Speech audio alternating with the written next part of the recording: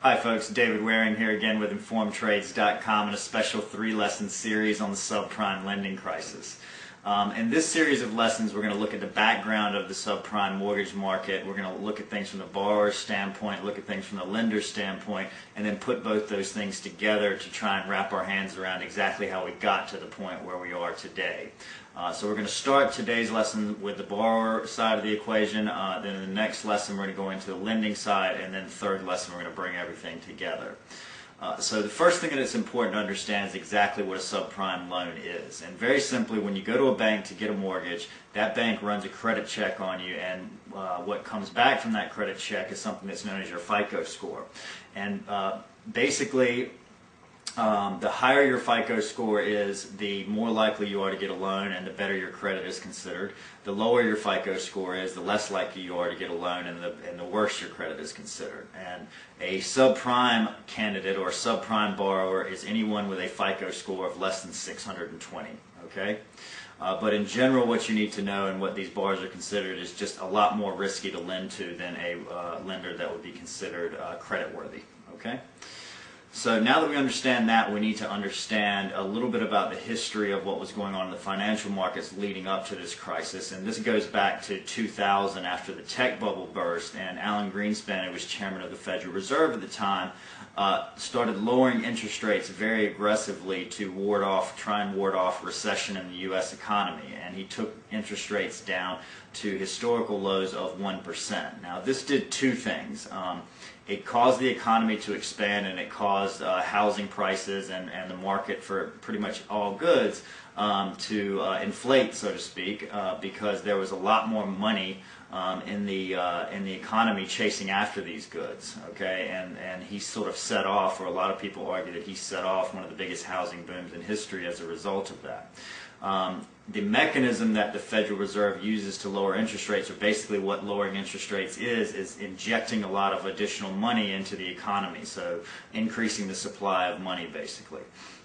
And so it's important to understand that because interest rates were so low, there was a lot of additional money floating around in the economy, and the banks that are in charge of lending this money out were thus looking for new and innovative ways to lend that money out and earn additional revenue from it. And one of the things that they came up with was the subprime loan. Before 2000 and before interest rates went to this historical low, if you were a subprime borrower, it was very difficult for you to get a mortgage, if not impossible. But after this, and these banks came out with these new subprime products, it was relatively easy to. And basically, the banks started kind of cautiously by simply charging a higher interest rate to subprime borrowers than they would a creditworthy borrower, or a borrower that was considered creditworthy.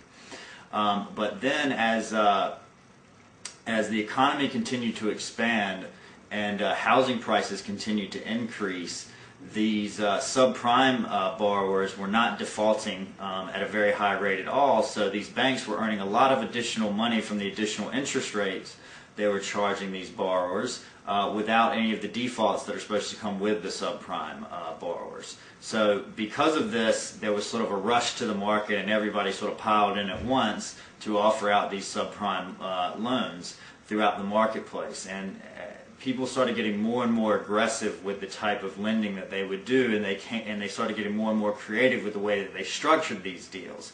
And they would do things like put together adjustable rate mortgages. So instead of getting a fixed rate like a normal mortgage would have, say a fixed rate of 7% for 30 years where your mortgage payment stays the same, it would be a variable rate that would fluctuate with market interest rates. So if interest rates went up even by a little bit, because this is such a big loan, your mortgage payment is going to go up rather dramatically with that as well. They also did things like offer these borrowers interest-only loans, which is loans where the mortgage payment for the first couple of years you only pay interest part of the loan, not the principal part, so it keeps your mortgage payment very low for the first couple of years until the principal part kicks in after the first couple of years, and then your mortgage payment doubles or triples or gets a lot bigger. Thirdly, they came up with something which is fixed and then adjustable, so loans that had very low fixed rates initially and then switched over to adjustable rates after a couple of years. Again, they're starting off with a very low mortgage payment, a very low fixed rate, and then resetting at market rate a couple of years later and increasing the mortgage payment substantially as a result of that.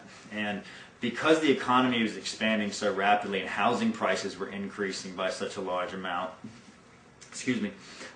many of these subprime borrowers took out loans that they couldn't afford. They could afford initially when the favorable terms were there, when the smaller payment part of the loan was there, but they couldn't afford the loan anymore if interest rates went up a lot, if it was an adjustable rate mortgage, or they couldn't afford the loan after this reset period where they had to pay the bigger payment.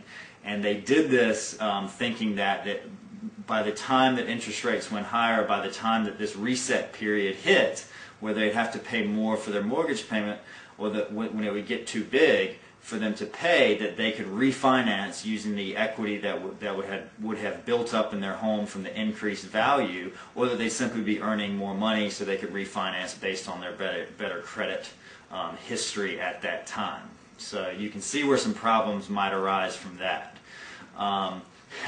And that's a little bit of a basic background of kind of how this market is set up from a borrower's perspective. In tomorrow's lesson, we're going to look at how the market's set up from a lender's perspective and something which is known as securitization, and how these loans got spread throughout the economy and around the world to different financial institutions. So we hope to see you in that lesson. As always, if you have any questions or comments, please feel free to leave them in the comments section below, and have a great day.